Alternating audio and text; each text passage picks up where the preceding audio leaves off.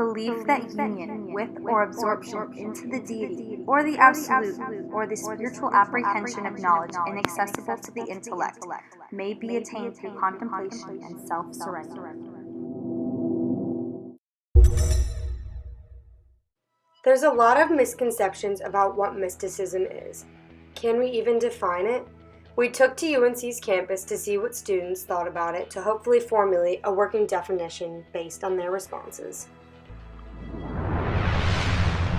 So, what do you think mysticism is? I guess when I think mysticism, I think ritualistic religious practices, usually like Orthodox Christianity, things like that, burning incense.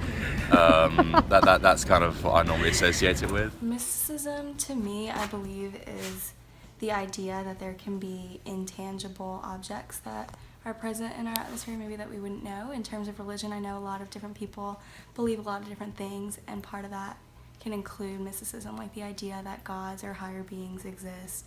And that's kind of a mystical belief. That's what I think it entails. Wait, what? What do you think mysticism is? I've never heard that word before. Clearly, there's a lot of confusion about what mysticism actually is.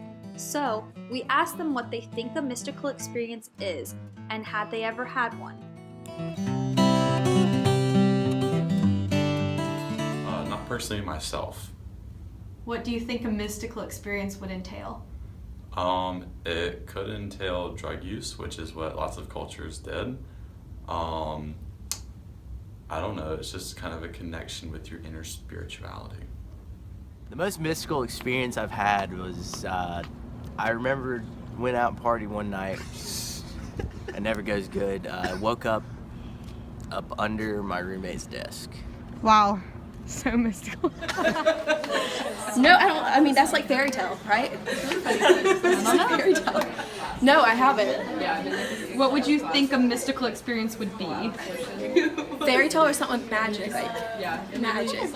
Oh, okay, magic. That's what you're talking about. From what we've learned in class and what we've heard from students, mysticism is a very personal experience. It would be unfair to try and give it one definition, as it is subjective from one person to person. People seek mystical experiences in different ways, some through meditation, drugs, yoga, religious rituals, or even possibly through everyday life.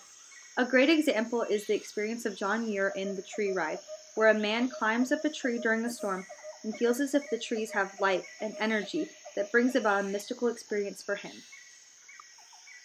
Often those practicing meditative yoga have a sense of oneness with the divinity, bringing a mystical essence to a physical but spiritual activity.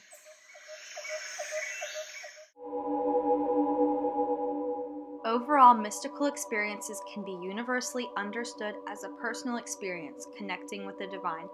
Mysticism can be interpreted in various ways among different religions, but a common approach through seeing it is through third eye seeing, not rejecting senses that matter to them, but knowing there is more.